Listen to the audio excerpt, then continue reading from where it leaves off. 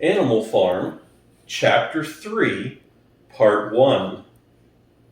How the animals toiled and sweated to get the hay in, but their efforts were rewarded, for the harvest was an even bigger success than they had hoped. Sometimes the work was hard. The tools had been designed for human beings and not for animals, and it was a great drawback that no animal was able to use any tool that involved standing on his hind legs. But the pigs were so smart that they could think of a way around every difficulty. As for the horses, they knew every inch of the field, and in fact understood the business of mowing and raking far better than Jones and his men had ever done. The pigs did not actually work, but directed and supervised the other animals.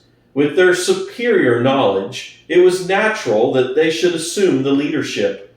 Boxer and Clover would harness themselves to the cutter or to the horse rake. No bits or reins were needed in these days, of course, and tramp steadily round and round the field, with the pig walking behind and calling out, "Gee up, comrade!" or "Whoa back, comrade!" as the case might be. And every animal, down to the humblest, worked at turning the hay and gathering it. Even the ducks and hens toiled to and fro all day in the sun, carrying tiny wisps of hay in their beaks. In the end, they finished the harvest in 2 days less time than it had usually taken Jones and his men. Moreover, it was the biggest harvest that the farm had ever seen. There was no wastage whatever.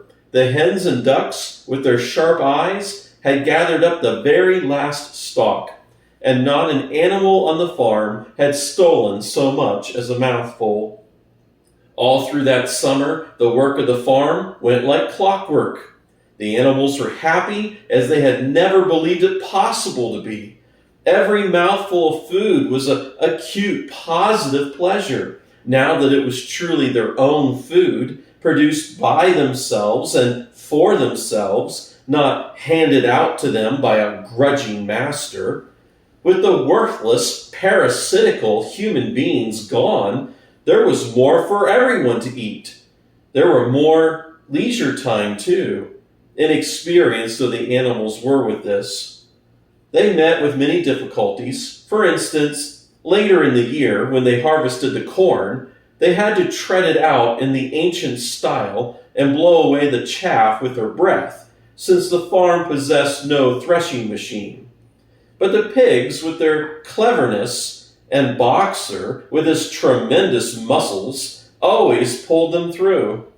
Boxer was the admiration of everyone.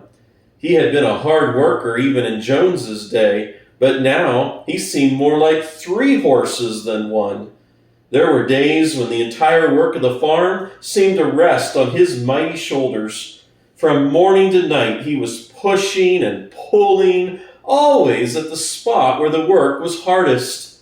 He had made arrangements with one of the roosters to call him in the mornings half an hour earlier than anyone else, and would put in some volunteer labor at whatever seemed to be most needed, before the regulars' day work even began.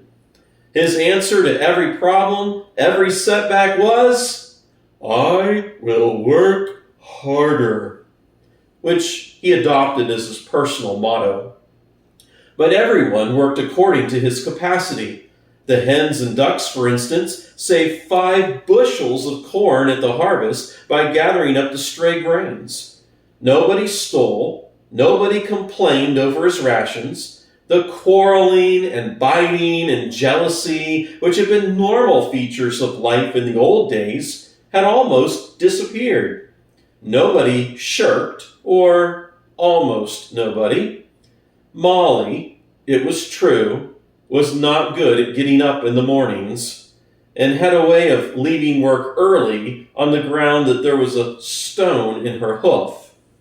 And the behavior of the cat was somewhat peculiar. It was soon noticed that when there was work to be done, the cat could never be found. She would vanish for hours on end, and then reappear at meal times or in the evening after work was over, as though nothing had happened. But she always made such excellent excuses and purred so affectionately that it was impossible not to believe in her good intentions. Old Benjamin, the donkey, seemed quite unchanged since the rebellion. He did his work in the same slow, obstinate way as he had done in Jones's day, never shirking and never volunteering for extra work either. About the rebellion and its results, he would express no opinion. When asked whether he was not happier now that Jones was gone, he would only say, "Donkeys live a long time. None of you has ever seen a dead donkey." And the other animals had to be content with this cryptic response. On Sundays, there was no work. Breakfast was an hour later than usual, and after breakfast there was a ceremony which was observed every week without fail. First came the raising of the flag.